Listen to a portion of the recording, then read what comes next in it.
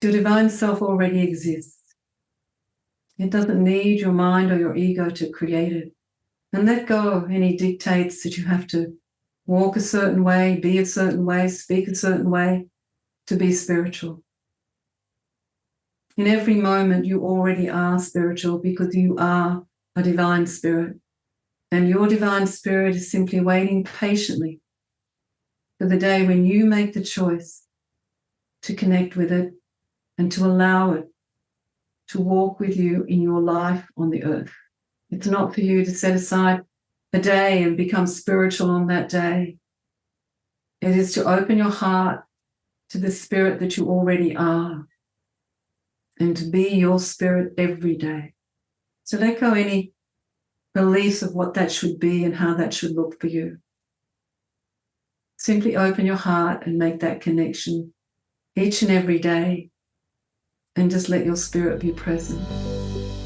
Welcome, beautiful beings, to season 2 of the Cosmic Love Antenna podcast with your host, Harrison Ma. This podcast sets the loving intention of creating the mystical space needed to pull back the layers restricting health, alignment, and love. Now let's walk you home to your cosmic spiritual heart space. Good morning, afternoon, evening, beautiful souls. Welcome back to the show and today's lovely deep dive into a powerful mystical and spiritual topic. And you can probably hear it in my voice. I'm very humbled, very grateful, and very in a deep state of love to introduce this beautiful guest I have on the show today and have this conversation to share with you. But before I get to her and her heart, I want to remind all of the wonderful listeners that are joining the show today that are new to this podcast and platform and discussion. If you get a lot of value out of this chat today, and if it opens up your heart in a new way, you can share this out far and wide to a friend, a family member, and a lover. You can also go over to Spotify and the beautiful Apple Podcasts and leave your feedback and reviews with anything that you get from this chat. The lovely, powerful soul I have on the show today is the mystical Ishtar. Ishtar is a mentor of mine, but adding more widely, she's an ascended master embodied channel. She's a spiritual teacher, a counselor, and a powerful, loving heart. Today, we're going to have a conversation about what it all means to be a divine channel. What are the gifts and the unique frequency of love that we can express through it? How does this impact our inner child, our karma? What are some tips for beginners? And so much more. Ishtar, welcome to the Cosmic Love Antenna. Thanks, Harrison. It's great to be with you. Really wonderful to be here. Yeah. I'm really grateful to have this conversation with you, Ishtar. And I was just sharing with you before we started recording, I sat down in deep meditation before this conversation because I really wanted to be an example today of what it looks like to be an open channel, because I do it a lot on this show. So I guess where I'd love to start with you, Ishtar, because I think a lot of people listening to your voice today might be new to who you are and the work that you do in the world. I'd love for you to share briefly a bit about your journey to become the embodied ascended master channel that you are. Right? What do you share with people when they ask you this question? Well, it's a bit of a story, Harrison, but I'll try and keep it short. I've been channeling the Ascended Masters for 20 years now. And I have to say I was a very reluctant channel of the Ascended Masters.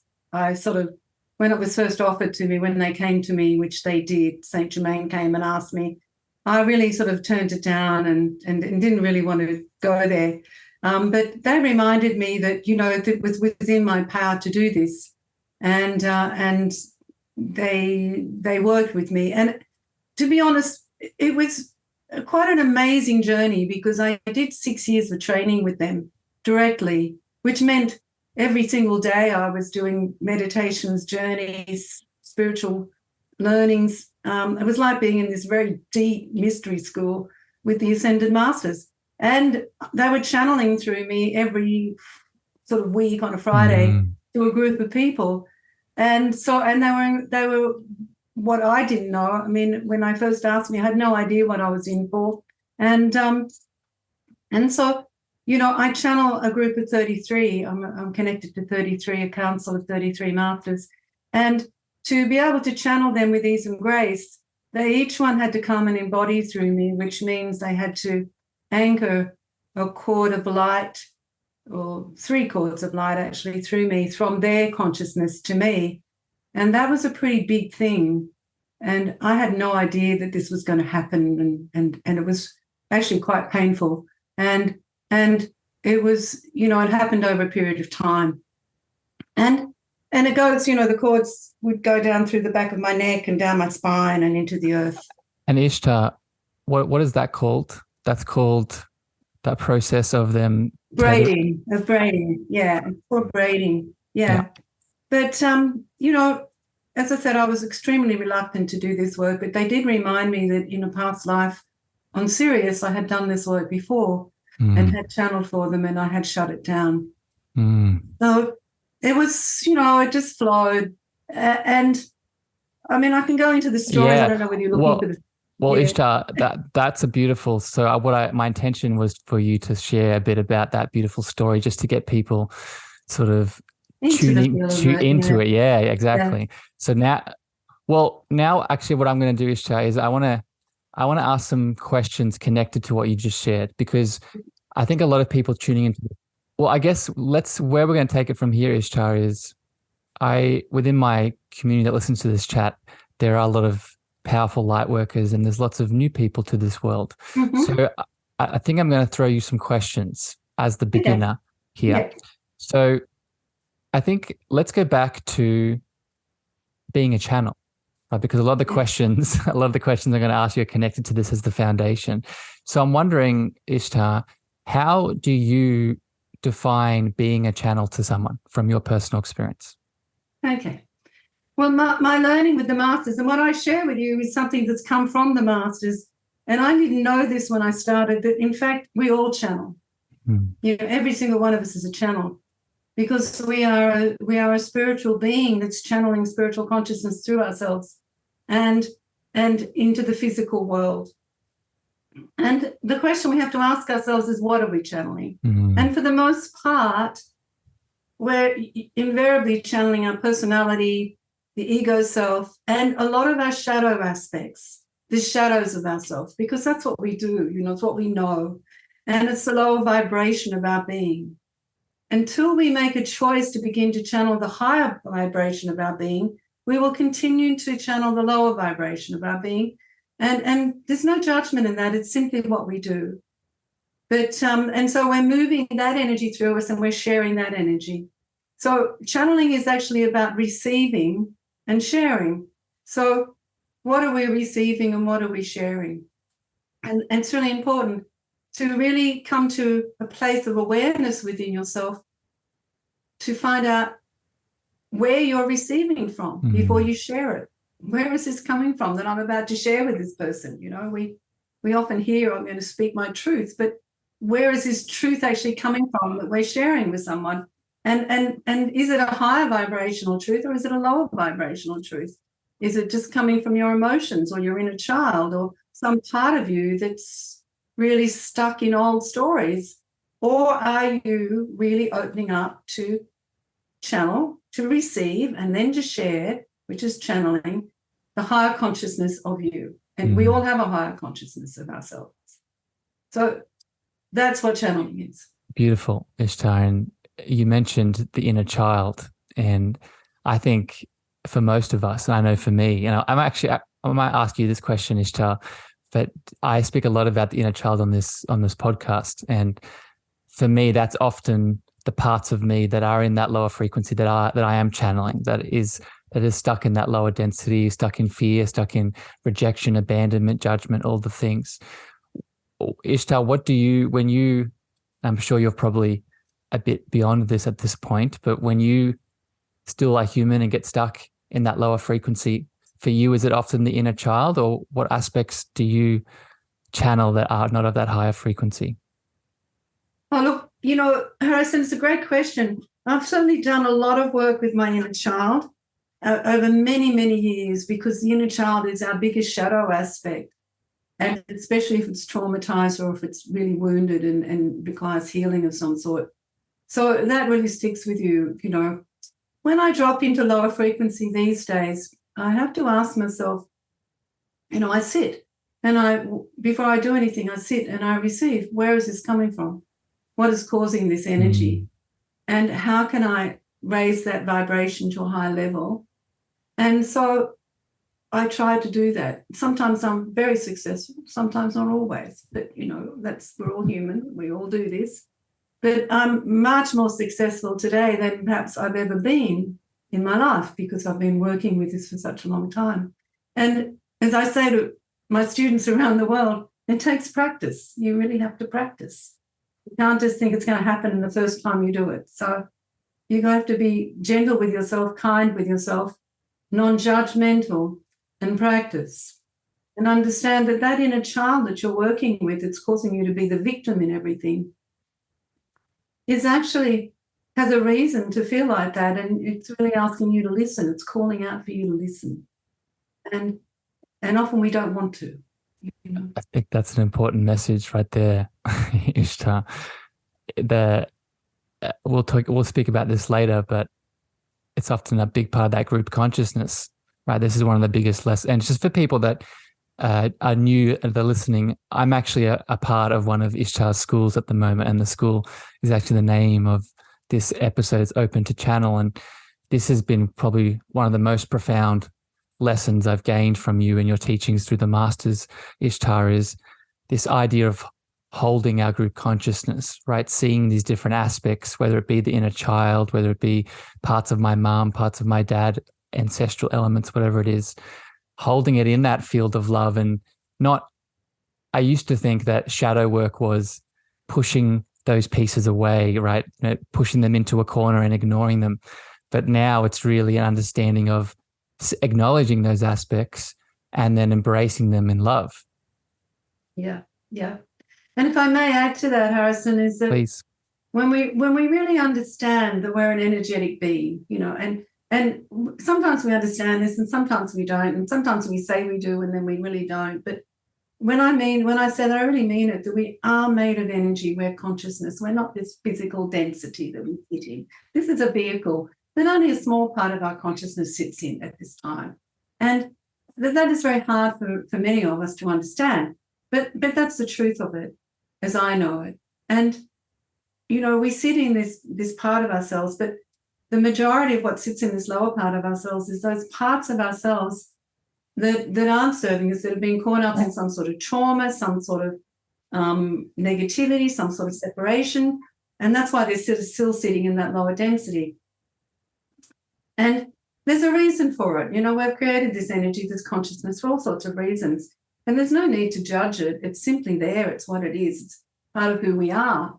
And until we actually bring that part of us back to our light, and this is what I really wanted to say, that energetic being that was first birthed from source, that is each one of us, was pure light. We were given pure light to go out and manifest into physicality. And as we've done this over and over, that pure light has actually, some of it's gone into separation because of its trauma, its pain, or whatever. And so that part of it is why we call it the shadow, because it's actually sitting in shadow consciousness, in separation. Yeah. So what we need to do is to bring that back to its truth, back to where it started, back to its divine light, so that our being, once more, instead of being a being that's sort of light with lots of different dark shadows in it, becomes a being of pure light. And really, it's that simple. It's that simple. Yeah. It's such a beautiful image when you say that, Ishtar. I close my eyes and I can see it so clearly through my clairvoyance, because it's a divine truth, right? That's inside of us. Right. Yeah. Let's step back a little bit here, Ishtar. When you're giving your beautiful introduction of it's a quick synopsis of your story, you talked about, you know, the ascended masters, and not just one ascended master, but there's a group of them, 33 in the council that we work with. And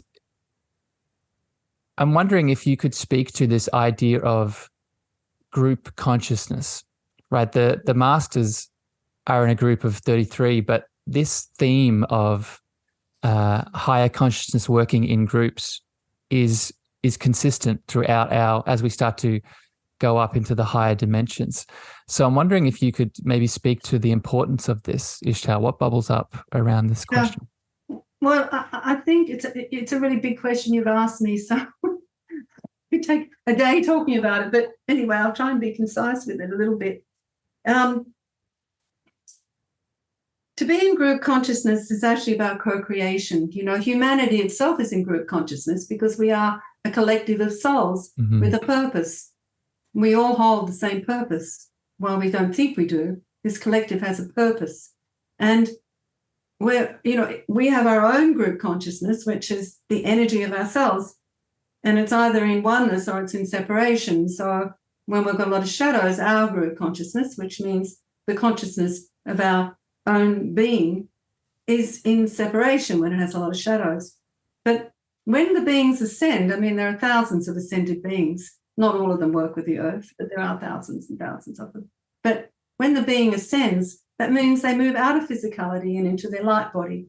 And they are pure light. They're in a light body. They're not in physicality. So, and they work in co-creation. They work with intention. They work on councils that have purpose and intention.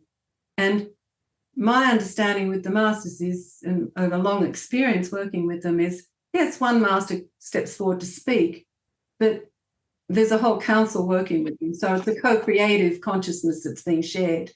Each master has a particular gift that they've mastered, just like we each have a particular gift that we will master or have mastered. And they will often share the council's perspective from that perspective because that's what's being called for at the time.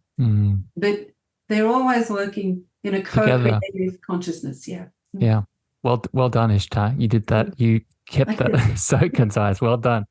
That was beautiful. And I think what I would just add to it before we go to another question here is it makes sense to me, Ishtar, that these masters work together because this idea that I, Harrison, am here by myself and that Ishtar is over there by herself, is the biggest illusion of all, right? So, of course, when we go up to the higher frequencies, the normal is group, right? The normal is together because that is really what we come from, right? Unity, right? Ishtar, one of the questions that I get a lot, and I'm sure you do too, is when we start talking about channeling, there is this inevitable progression into gifts, into sharing our gifts. Like we're not just, ideally we want to channel, higher dimensions and higher aspects and different aspects of ourselves, but then we want to express that channel into the 3D realm.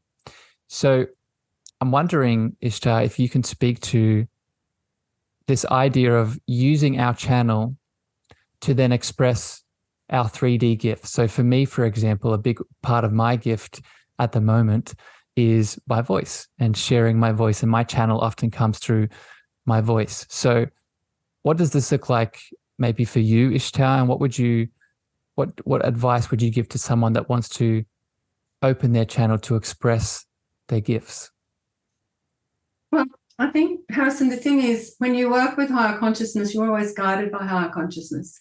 So the higher consciousness itself will choose, if you will, or guide you to how you're going to express it, And the higher consciousness is always going to work through highest potential. It's not going to work through your lowest potential. So the higher consciousness will guide how you do that. When I work with the masters, it's always through voice because I'm sharing their wisdom through voice because I'm offering wisdom teachings. When I work with my higher self, I'll often work through sound and I'll often, and voice as well, but a lot through sound and also through voice. I'm not, I've always said I'm not an artist or a code maker or a drawer or any of those sort of things. And yet the masters got me to do codes. Yeah. You see them behind me. For people listening, Ishtar has some beautiful codes behind her that she exactly what she did. Sorry. Yeah. But to do that, it wasn't one of my natural gifts. It was actually channeled, and I was like, for me personally, for my personality, it was like having teeth pulled out, because it was so hard to do, because I really didn't think I could do this, and so but I've created quite a lot of very powerful codes, but through the channel, through the master. But that's not my gift, my personal gift. My gift, as yours, is the voice. But the masters channel, the codes. And I don't sit and draw codes. I've got lots of friends who are amazing code masters, and they'll sit and draw codes day after day, and they're incredible because that is their gift. But I think my gift is more about voice and being able to bring people together. And I think that's really part of my gift. You do that beautifully, Ishtar, and I've only got to experience a little piece of it, but I just, from the little piece that I've experienced, it's just exploded my world. So I just want to share some gratitude and some love for you in that moment and that gift itself. I just a point here with you creating these beautiful designs and codes behind you, but it paradoxically also being something that the ego mind is resistant towards. Just for people listening, I've noticed that has been one of the biggest signs and symbols for me that I'm actually channeling. So how I see it, for example, is when I'm journaling and writing something, when I'm connected to my channel stream, and then I'll go back and write it. I'll go back and read it again, and it'll feel different. It'll feel like the same frequency that I was in, even when I go back to look at it. So I think just this tip here for people, this is how we know we're in the stream, when it's beyond the mind, right? That's right. And when you talk about the stream, you're talking about a vibrational frequency of consciousness. And, when people channel, if they're really channeling higher consciousness, my experience is that you really should be able to feel that vibration touch you someday. And if you can't, then invariably they might be channeling their mind. And there's a lot of that going on, I know, and that's fine, but I prefer to listen to higher consciousness in someone's mind, personally. But also, the other thing is there's two ways of channeling. You channel and there's several ways. You channel and you share it through your voice. You channel it and you share it through art or whatever. You channel it and you share it through sound. Light language. Yeah, which is light language, sound, mantras, whatever. A lot of singers, you channel it through and you share it through writing. I mean, there's lots of books that have been written that are obviously channeled, even if the person doesn't know. And there's also a lot of channel books written. Of course, dance and music is all part of channeling. Lots of musicians channel. They're bringing it through in music. They're bringing it through in dance and movement, because the body becomes a living channel, So there's all of those sort of things where the vibration is moving through you, and that's part of the channel. And also there's the download, where it's just given to the mind and you share it immediately, and that's another way of channeling. Esther Hicks does that. She sees and then channels. She just shares it immediately from her mind. Yeah. And so I'm happy you brought up this point with Esther Hicks. So she, and correct me if I'm wrong here, Ishtar, but she is different to what you do with the masters. I'm wondering if you can make this distinction for people listening. Yeah. You're an embodied channel where Esther Hicks is getting the downloads, correct? Yeah. And there's, they're both very powerful channels, and that's my understanding anyway. It's my understanding of it.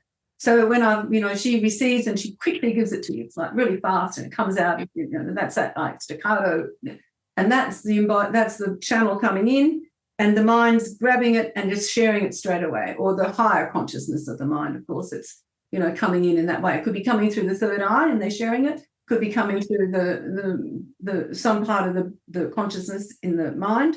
And that's being shared, as opposed to an embodied channel is when the consciousness actually comes into the physical body.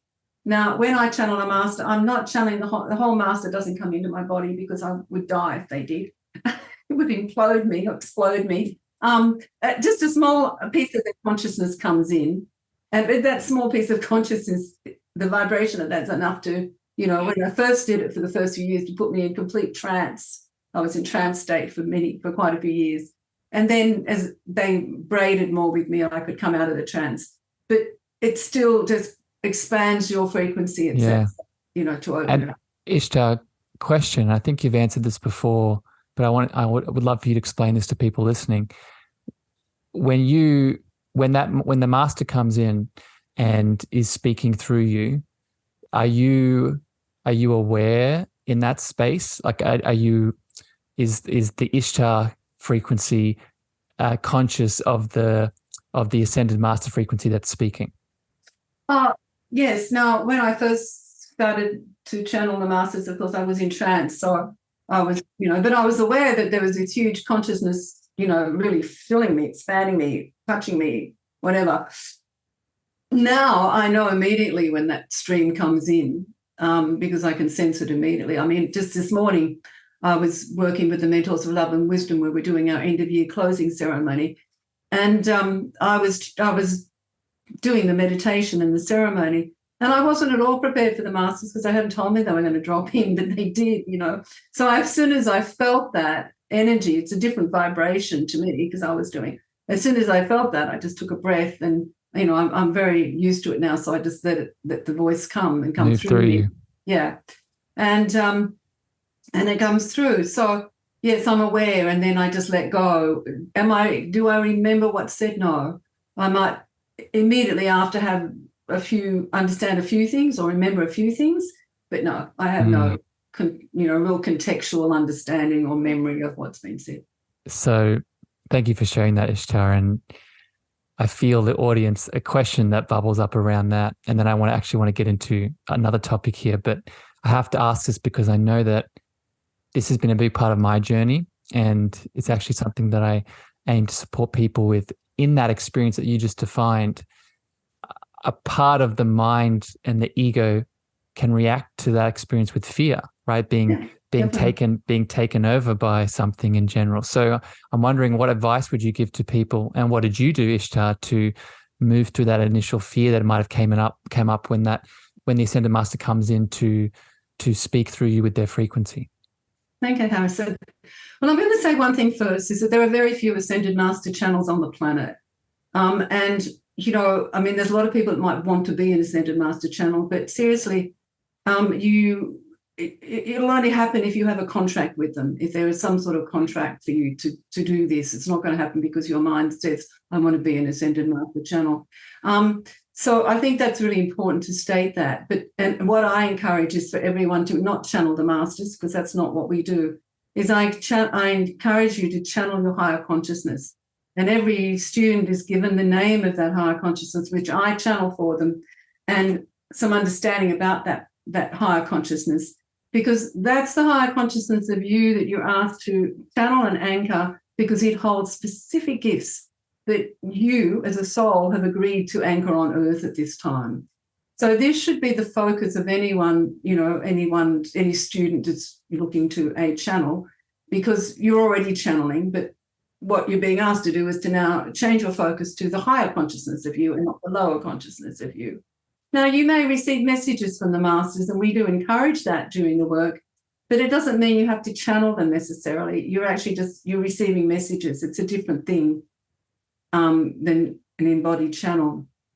Coming back to my story, when I was first asked by the masters, it was in a meditation, and I'll share this story now. It was in a meditation group. I was holding meditation groups, and it was during this meditation group, there was quite about 30 people there at the time, and we'd just done a meditation. It was a guided meditation that I offered, and we were just sort of waiting for everyone to come back into the room, in their consciousness.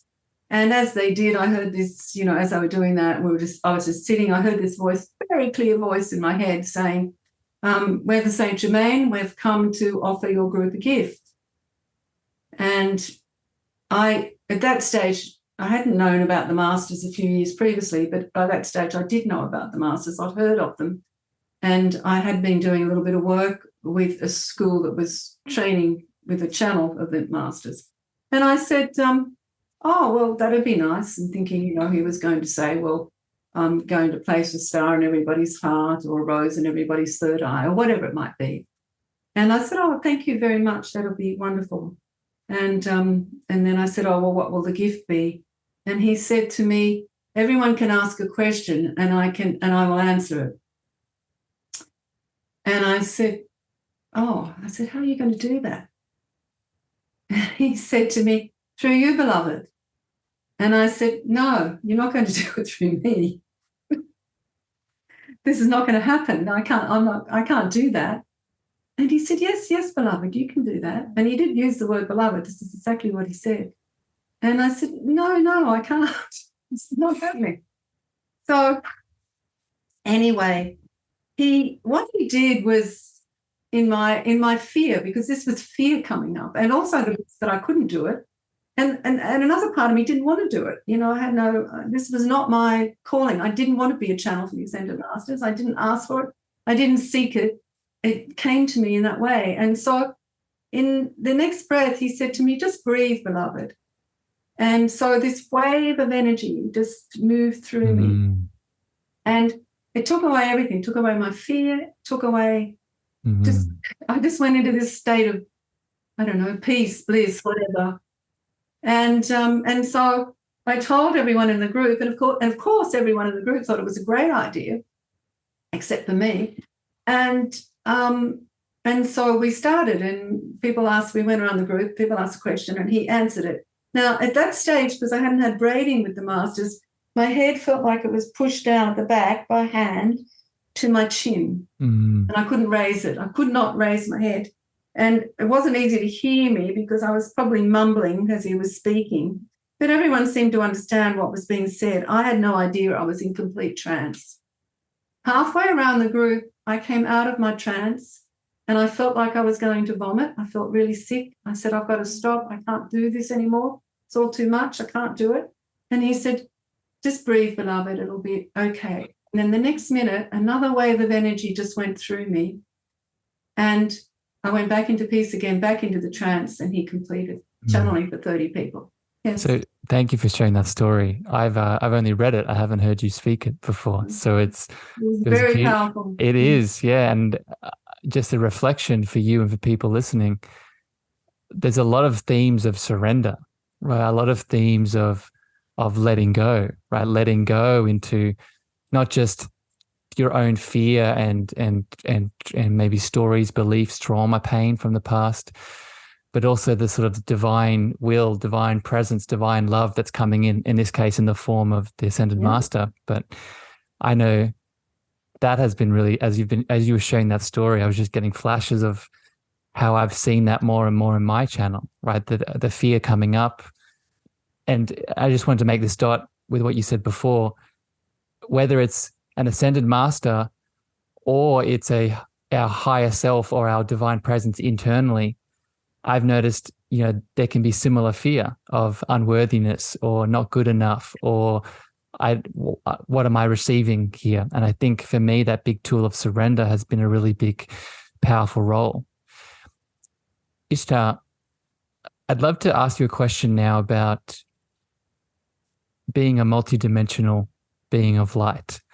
And you referenced this before when you were talking about that light body that we are. And just a little bit of a story here before I got into this work in your school and started doing this, opening my channel. I used to see that term within the spiritual community and really just have a lot of resistance to it and confusion. And most of it was probably fear as well. But it wasn't until I started doing this work and starting to connect to my higher self. And just to make this clear, when Ishtar referenced, she channels the students the names of their higher self. Ishtar's done that for me. So as I've started to connect to my higher self, I've really started to understand what it actually means to be that multidimensional being of light. So I'm wondering, Ishtar, if you can explain this a little bit more to people. So, and maybe, because I know it's a whole topic in itself, maybe explain it through the context of how can I, Harrison, be here in this room with Ishtar now, and also so my higher self is of Syrian background as well. How can I have a higher self that is on another dimension from another planet, but still also that being a part of me? Okay. Ooh, Tough, easy question. well, we come into the law of physics, I guess, and Einstein understood this very clearly, and lots of people have opened up to it and understood it. That in this world, exactly where we're sitting, wherever you're sitting right now, wherever you are right now, all around you are very dimensional vibrations of consciousness. All around you, they're not up. It's not really linear or descending. It's actually all around you, and so you can be, and really what it is dimensional consciousness is vibration. It's actually speed of light, speed of energy that's moving, and that depends on your consciousness. So various parts of your consciousness is sitting in the 3D, moving at 3D energy. Various parts of your consciousness is moving at other speeds of light and other speeds of energy. Now, because of the 3D energy, it's important not to try and let your 3D energy try and expand out into all the other dimensions, because this is what happens a lot when we get, some what we call mental illness at times, or when we blow our whole stream, basically. And so I really would be warning everybody to try not to do that, because I do know there's a lot of movement we want to be somewhere else. But we aren't meant to be somewhere else. We're meant to be here. But I think to understand your multidimensional nature is to understand that you're not alone here. You are a small part of a very large consciousness of being. And you are the small part, this personality that you and I are having this conversation with, surrounded by numerous parts of ourselves, also listening to this conversation through different streams of vibration, are all present.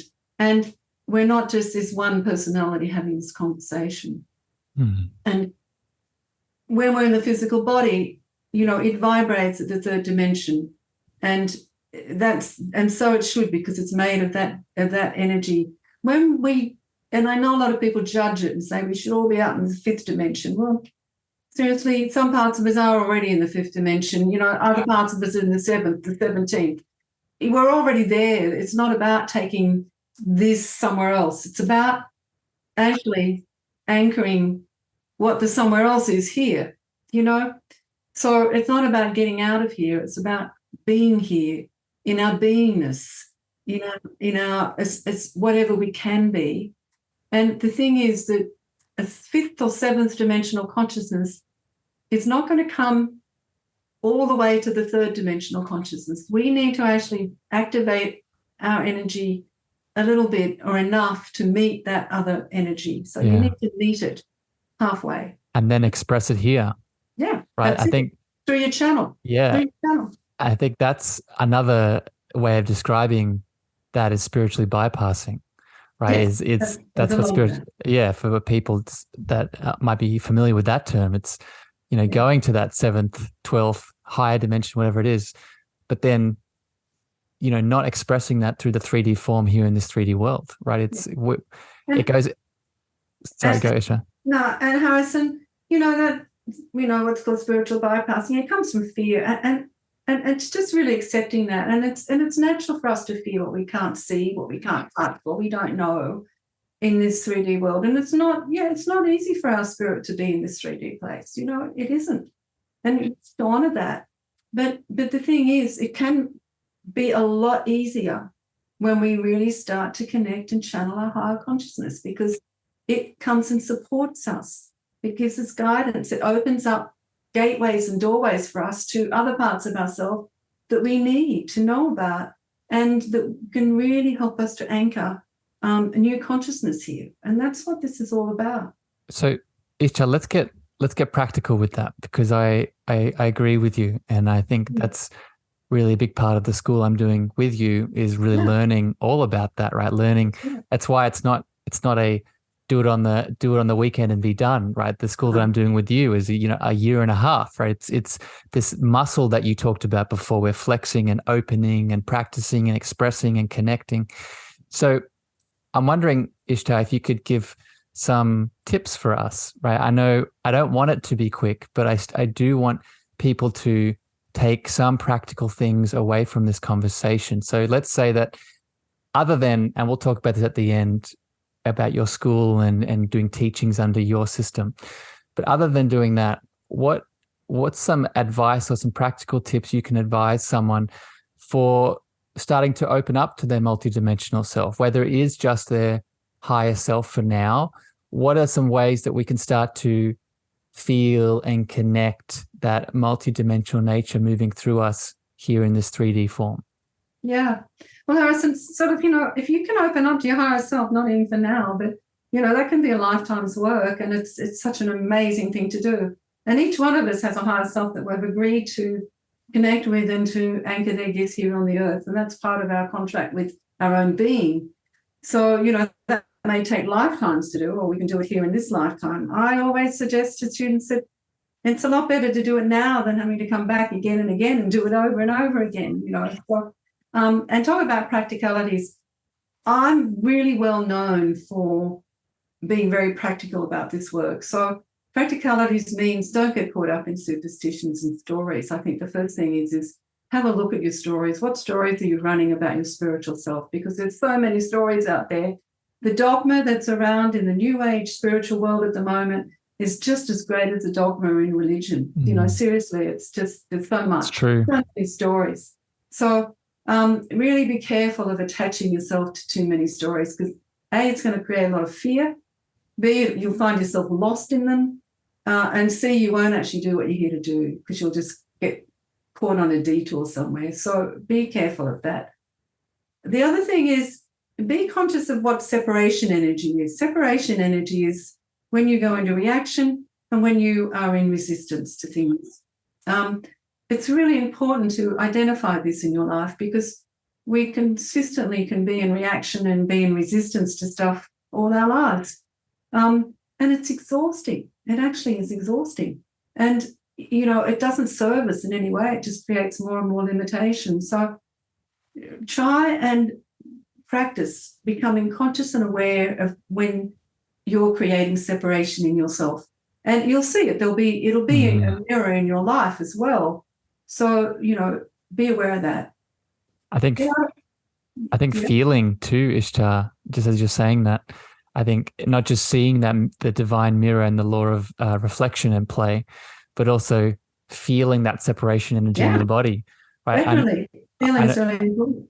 Yeah, I know that's been such a big game changer for me, is noticing, and I'll make this even practical too, like noticing conversations, even as I'm having a conversation with you now, Ishtar, I can, mostly thus far, I've just felt so totally open and expansive, but I can tune in this moment to notice, okay, where am I feeling a bit of resistance? Where am I feeling a bit of separation? And we could do this in every conversation, right? Especially with our parents, with our children, with our friends. And it becomes now a part of that beautiful devotional muscle that we were talking about.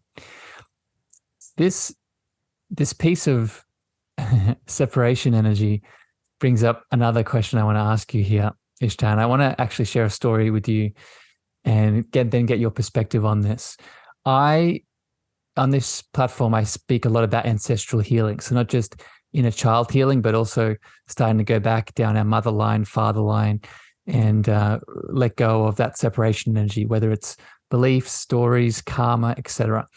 And I had a beautiful chat with my mum a couple of days ago, and we weren't talking about this school or anything, and she just suddenly brought up this experience that she had.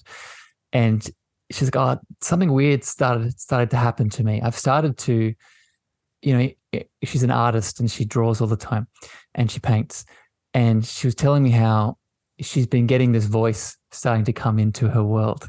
And she's been starting to hear, and it's not, the way she explained it to me was, it doesn't feel like an outside voice. It feels like a deeper part of myself that I'm having conversations with. And immediately my mind went to, it sounds like she's connecting to, maybe a higher self, but maybe another aspect of her multidimensional being. So I share this, Ishtar, to ask the question and get your perspective on this. Can we, when we start connecting to our higher self or different parts of our inner and channeling higher parts of our inner world, can this impact our family?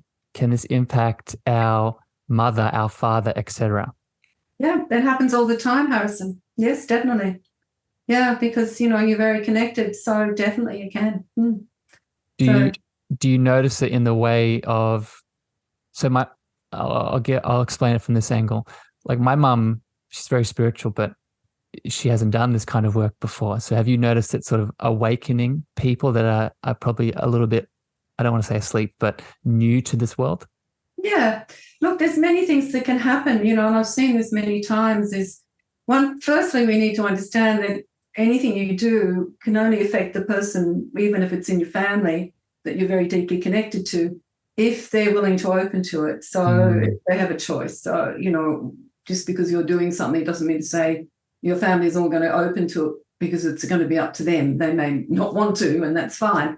But for many people who have already got an open heart and who are willing to open to new ideas and new things, yeah, this affects them. And then it's up to them to choose where they take it. It's like healing. You can't heal somebody just because you want to heal them. It's up to them to choose to open to receive that healing. If they choose that, then that's great. But they may not choose it, and that we need to honor their free will to do so. And it's the same thing with this, But understanding, of course, that with your family lineage, they're connected through all the monadic consciousness of you. So, they're a soul extension somewhere, either in your direct monad or in another monad that your divine presence is connected to, yeah. And not to mention your DNA and genetic subtle energy bodies too, yeah. Right? Yeah. And as you were sharing that about family members being open, what that also highlights, and I think this is beautiful, is it highlights as the individual the power of when we set a loving intention and then the unexpected dropping down. So it's I think of my mum, and I know she does this. She often sets the loving intention of, her highest good unfolding in the way that it needs to. And in this instance, it's me doing the work, and now that's opening for her, right? And she's receiving because she's chosen that highest intention. It's coming for her. Yeah.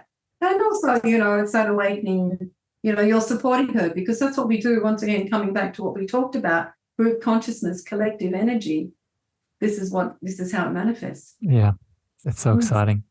Thank you for your reflections on that, Ishtar. I want to go to another term here now that, much like spiritual bypassing, is, I think, has a lot of dogma around it. And I would love to have your perspective and your experience around it to maybe demystify some of it, because I know you've helped me with this word, and it's karma. It's understanding what karma actually is. So I'm wondering, Ishtar, if you can explain through your work with the masters and your own obviously beautiful journey, how do you explain, where does karma play a role into our ability to open our channel? Yeah. Well, karma is another one. We're talking big stuff today. Yeah. Yeah, I'm testing you, Ishtar. Stuff. Karma has been, especially in the Western world, karma has been very, very confused. And people talk about karma as being, brownie points that we have to gather up and, and all of that. And also, good and bad and karma will get them in the end, because somebody's done something that we don't agree with or we don't approve of. But, we have to understand that karma is simply energy. And it's energy that's flowing. It's energy that we're working with. We create our own karma. And it's either in alignment with divine will, which means it holds divine truth, or it's in separation to divine will and to divine truth. This is really where karma comes into. And it's either in separation energy or it's in oneness, one or the other. And so you have karma that's in oneness, and you have karma, which was called dharma, and then you have karma that is in separation, which is unresolved. So you have karma that's been resolved to light or is already part of light and has not dropped into its vibration, or you have karma that is dropped in its vibration, is no longer connected to light, and it's in separation. And so, but you have created it. And the two things, no one can shift your karma except for you, because you've created it, so it's your responsibility to do something about it. And also because somebody can't do it. It's your karma, it's your energy. You need to be able to do it. There's no push button, I'm going to touch you and it's all going to get fixed. And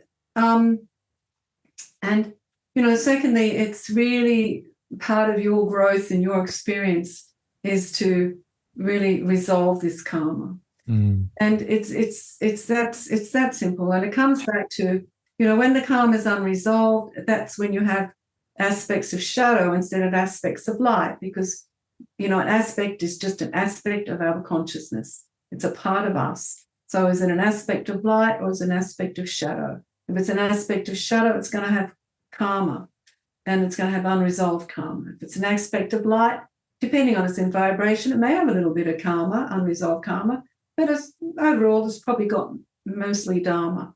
So it's really understanding that and just coming to resolution with whatever energy you've created, which of course is the biggest challenge for us all. Yeah. I think, so thank you for that breakdown, Ishtar. I think one of the biggest sort of shifts that I've come to around what you just explained is, and I think a big part of this is the difference between the religious perspective and what you just defined, is that there's no judgment. There's no outside force that's looking at your karma or dharma and your resolution or unresolution and saying, oh, you're going to go somewhere, or you're going to get something, or you're going to be pushed to a certain state because of this score. And it's more of and you said it, not just this personal power and responsibility, but it's also one of the reasons we have different lifetimes, right? If we accrue a certain amount of karma, we come back again to have another experience. And I think, when I feel into that, it releases so much pressure. It releases so much, tension and that fear consciousness that you were talking about. So thank you for that outline. Yeah. And can I just add that, please, at this point in humanity's evolution, which is still, as the masters say, we're still in kindergarten. And, I know we don't think we are, but in fact, we really are. And it's really understanding that, we've created this whole belief in right and wrong and separation energy, and that we're going to be judged. And so it gives us permission to judge everybody else because we believe in this God or whatever that's going to judge us and send us wherever. And so we then go on and judge everybody else because, we're expressing that belief system. And seriously, when we can let go of that, when we can really understand who we are and what we are and why we're here, and live in that way, this whole consciousness on this collective will completely change. And until that happens, and we evolve to that stage, we're still walking through, we're still going on. Yeah, we're still going to keep coming back because we have to. We haven't learned what we're here to learn. And there is some deep collective karma that needs to be resolved. Yeah. And I think we're seeing it play out in the world, right? Yeah. We see it. People say, we're seeing it play out, and I totally agree with you. But it's been playing out in our world for so long, thousands of years it's been playing out in the world. It's not new what we're going through at the moment. And every time we're given another opportunity to do something about it. And we need to ask ourselves, what are we going to choose this time? What are we going to choose? And I just think that's so important. And it actually fills me with a lot of hope, Ishtar, because I see, your school, and I see a lot of other collectives out there that there's a lot going on. Yeah. And I'm really excited when I look to the future. Ishtar, I want to shift here to another question I want to ask you. And this is very personal for me because I'm actually in this, all these questions are connected to me in some way, but this one in particular, I've seen come up this week a lot. And it's this idea of when we start to open our channel, as we've talked about today, a big part of it is reclaiming and coming back to our personal power and realizing our divinity and our divine presence and our connection to source and all these beautiful things. However, as we've also described today, that this process isn't just you do it on the weekend and you've reclaimed it and you're done. There is an education. There's a process of learning in this.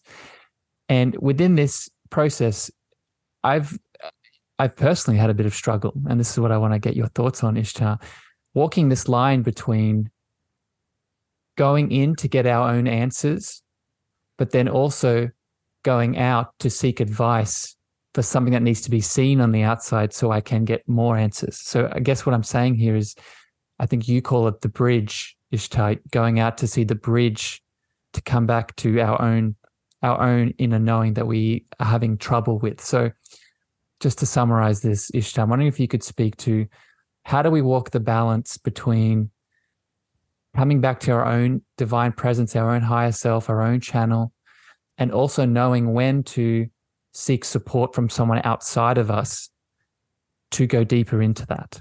Does that make sense? Yeah, I understand what you're saying. No, you know, I think if you want to open your channel or any sort of, you know, spiritual work, if you really want to dive deep, because, you know, we're talking about advanced vibrational frequency work here. And it's not basic, you know, spiritual 101, but we all need to have teachers and we all need to practice.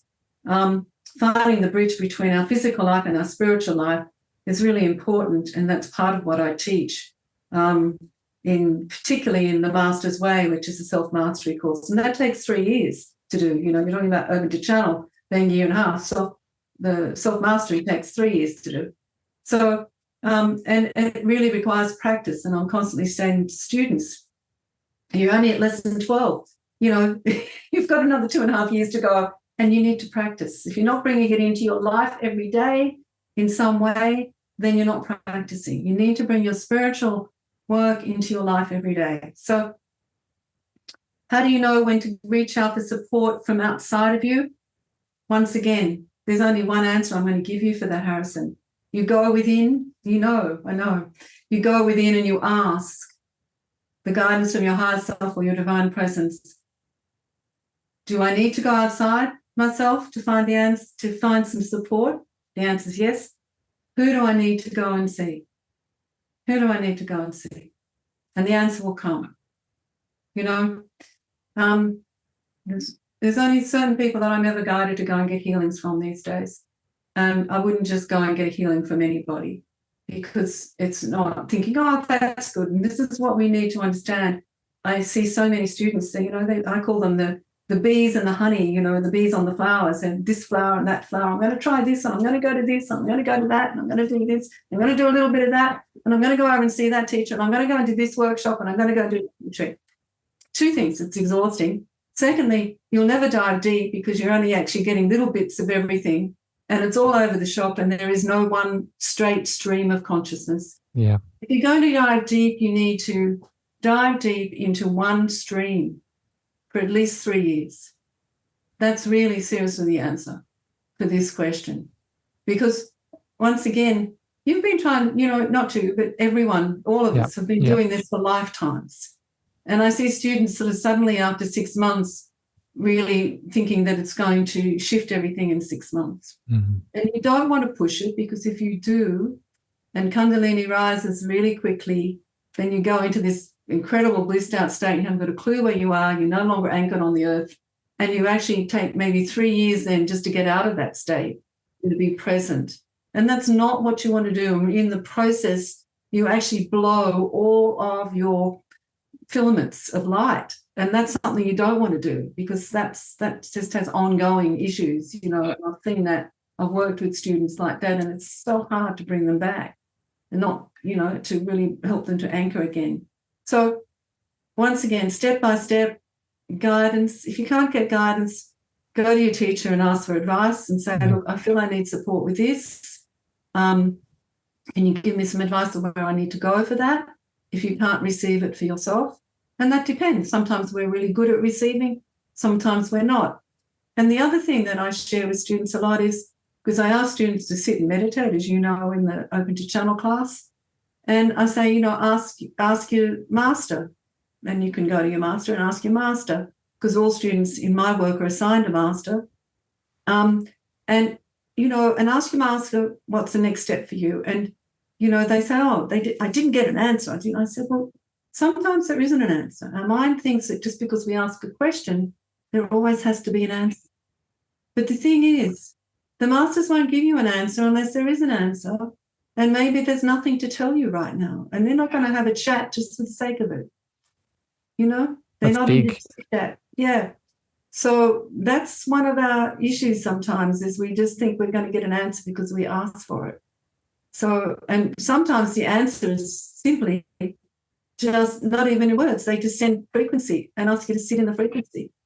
And that's going to do more good for you than even receiving an answer, because sitting in the frequency of A, your higher self, or B, a master, is just the most amazing thing you can give yourself. Yeah. Thank you for those reflections, Ishtar. A lot of, I was just listening to you, and I hope that hit other people's hearts, because it was definitely hitting mine. A lot of reminders for myself. And one of the reflections as I was listening is,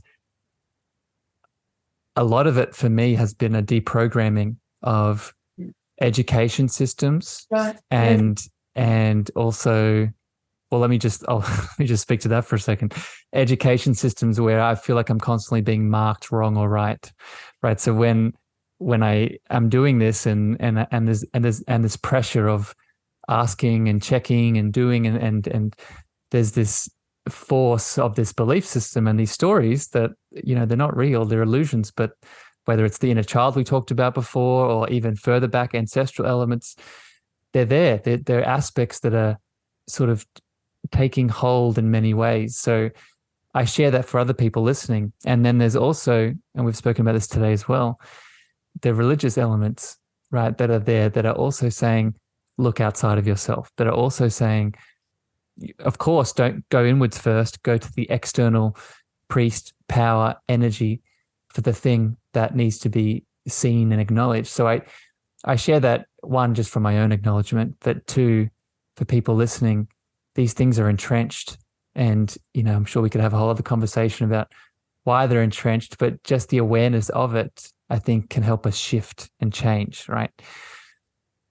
Ishtar, I'm really grateful for your time today. And I'm really, this has helped me in many ways, and I hope it's connected to people listening. I have a couple more questions here, and I want to be mindful of your time. One of the pieces I want to sort of get to here, and we talked about it before with inner child healing, and you referenced, and I referenced, parts of the inner child that are unhealed, or parts of the inner child that are still in that fear or separation energy.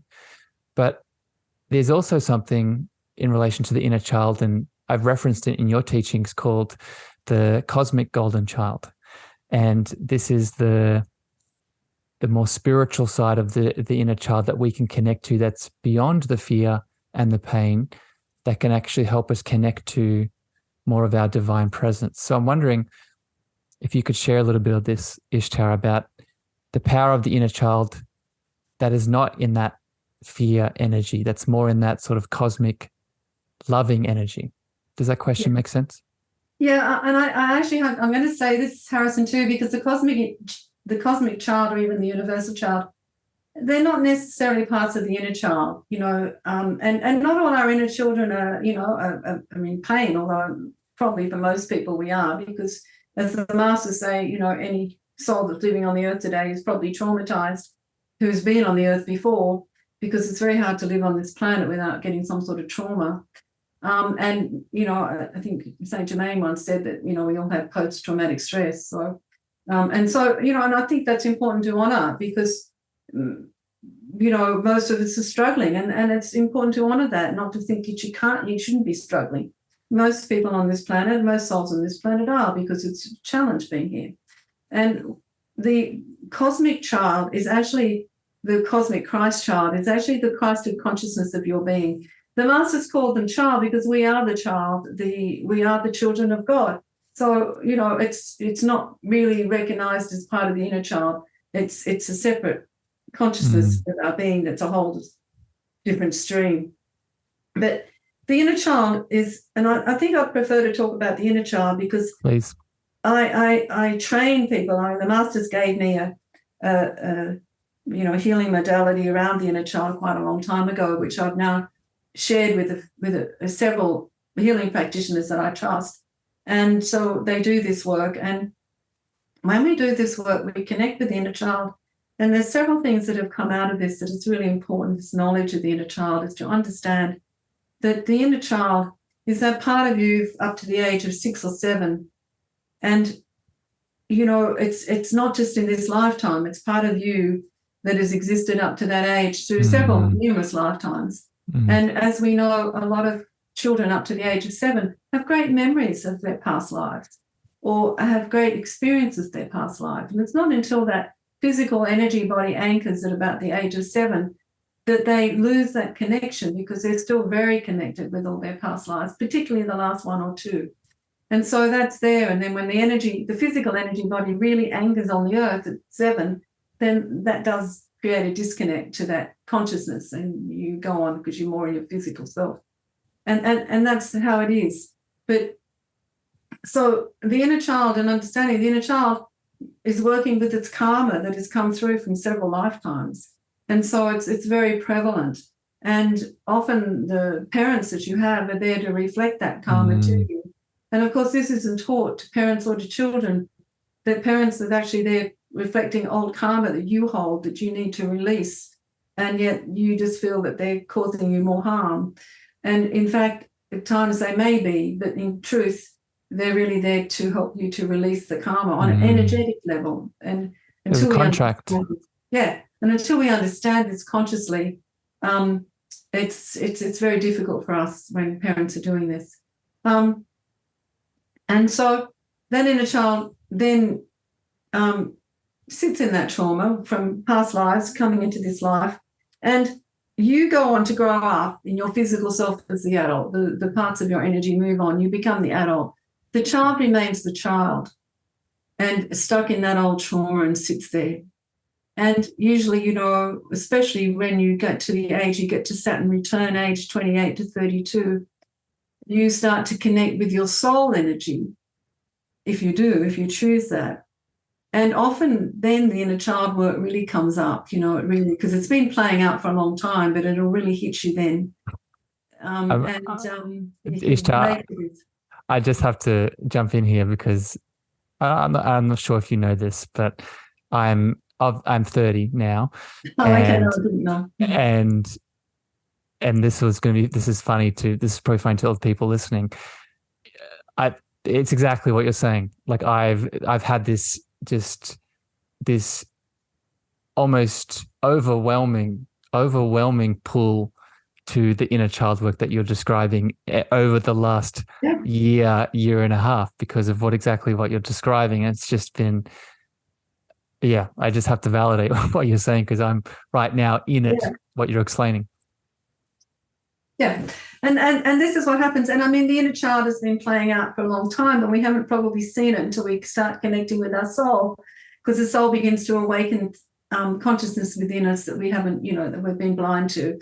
And that's fine, because in your 20s, you're actually meant to be in the physical world, playing out the physical world and discovering it. And you need to sort of be so much connected to your soul. Although, as many people in their 20s now are very connected to their soul energy. But the inner child is feeling, firstly, the inner child feels very lost because you've grown up as an adult and you've actually left the inner child behind. Now, often you put the inner child in the cupboard and you've locked them away. And so they're feeling abandoned and rejected by you more than anything else, in their trauma. And they feel that they've been left to deal with this trauma, to sit in this trauma while you've moved on ahead. And so often we find that there's a very angry inner child there that's really angry with you because you're no longer, you're not supporting it. So a lot of the work that we do actually is there to help the child and the adult self, which is you, to come together, and for the adult self to start holding that inner child and bringing that inner child, because we want to bring the inner child to the adult self. We don't want the adult self to become the inner child. We want the inner child to become, to merge with the adult self. And that means that there has to be a lot of love and compassion and gentleness there from the adult to the child. And that can often be difficult when we're in our adult self going, I'm all grown up now and I don't want to be part of my child self. I'm going to ignore it. So there's that sort of stuff. And then, of course, a lot of the other work we do with the inner child is we also go back and look at the records that are held that are causing a lot of this, not just in the past lives, but in past lives. And we work with resolving that old karma. And so there's a really big thing. It's not just looking at the records. The biggest part of the work is resolution, of bringing resolution to that karmic consciousness that is held by the inner child. And, the inner child work that we do takes 8 months to a year to do a regular work. But it's really powerful. And we've seen so much shift and change with it, with people, clients that we're working with. And so, I think there's 5 practitioners around the world now that I've trained to do this work, because it's very precise work. It's energetic in nature, but if not done properly, it can also cause damage. So you really need to be with a practitioner who knows what they're doing. So I might have to talk to you about this off recording, Ishtar, because you're really getting me excited about it. Thank you for that. Thank you for that. All that education there. That's dominoes are moving over in my head. And just for people listening, if you've listened to this show for any amount of time, you know the importance of this work. And I'm going to put all of my past episodes for people tuning in the show notes, so you can go back and listen to some of the other episodes I've done on the inner child. And it's just so interesting that you described that about the anchoring of the soul and the presence of the inner child, because it so resonates with how my channel, and going back to the channel, these aren't separate things, right? These are the exact, we talked about at the start of this conversation, these are the exact lower frequency aspects in fear and in pain and sadness that are going to stop us from channeling the higher frequency parts of ourselves, right? So I'm in it right now. Ishtar, like I said, I've really enjoyed this conversation. I'm really grateful for you. I have one more question that I want to ask you, but before I get to that, I would actually love to give you a bit of space here now, if you feel open to it. What I tend to do with people like you, light workers, intuitives, channels, is for you to stand in the opportunity of maybe sharing some of these gifts, sharing a bit of this channel if you feel open to it, and anything that wants to come through. I know sometimes some beautiful messages might be wanting to express themselves. So I'm wondering, is there anything that you wish to share with us? And I'll just ask, I feel that, what I'm receiving is so much has already been shared with you, because even what I've shared with you has come through, the wisdom of the masters. Everything I've shared has come through from the wisdom of the masters. It's not my wisdom, it's what they've taught me and what I've been teaching for 20 years now, all around the world. And I think one of the biggest things, and I want to share this, and this comes from my heart and comes from the wisdom that I hold, is that the gift of coming to honor and acknowledge the divinity of you is one of the greatest gifts you can give yourself. And yes, this takes a little time, but allow that time, because in that time you get to know yourself more. And never be frightened of knowing yourself, because there is so much within you that you will discover that is filled with light, filled with love, filled with wisdom.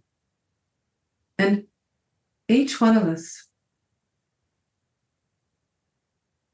has been given free will, and this free will is honored by the source consciousness, the creation energy of this universe. And it's never judged. But it's very important to understand that when our free will is driven by our mind and our ego, it doesn't always hold our highest potential. And so if you really wish to live your life through your highest potential, then open yourself to the path of deep connection with the divine self of you, with your divine spirit. And don't do it through your mind or your ego. Do it through your connection, through your consciousness. Don't let your mind or your ego create your divine self, because your divine self already exists. It doesn't need your mind or your ego to create it. And let go of any dictates that you have to walk a certain way, be a certain way, speak a certain way to be spiritual. In every moment, you already are spiritual because you are a divine spirit. In every moment. And your divine spirit is simply waiting patiently for the day when you make the choice to connect with it and to allow it to walk with you in your life on the earth.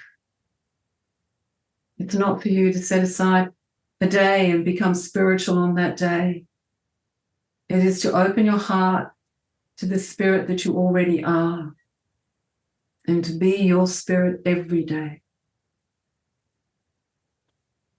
So let go any beliefs of what that should be and how that should look for you.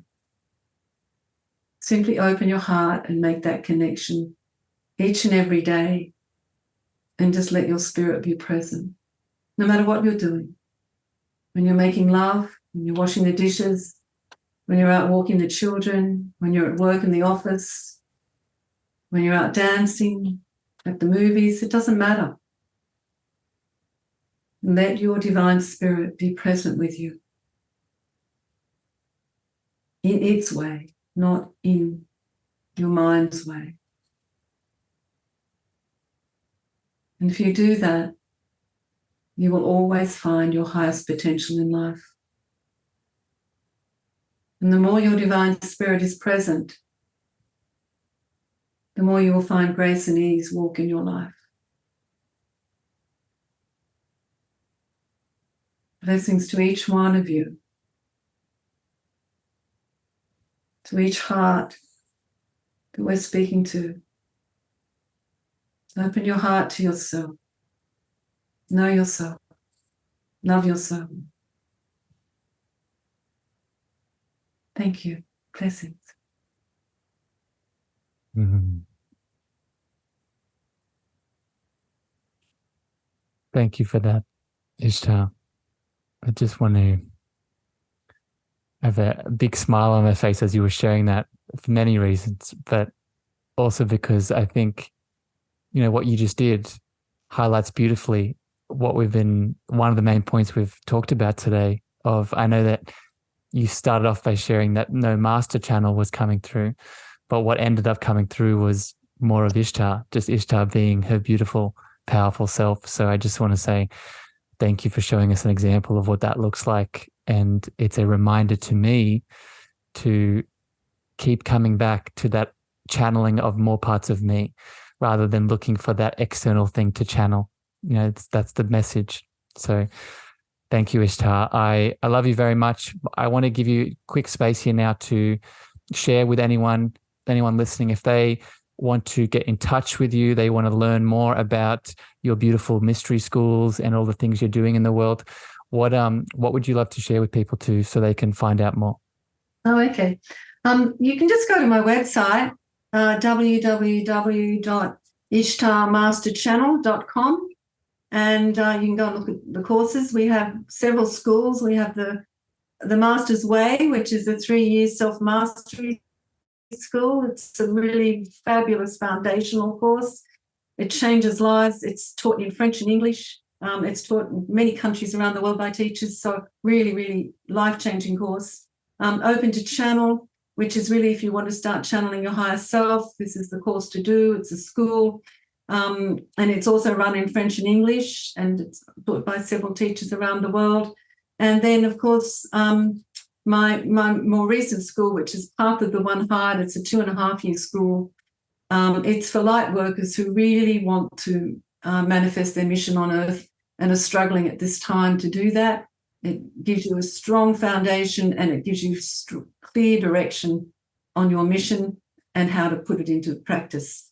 They're the 3 schools that we're running. And of course, we have universal race healing, which is a healing modality, where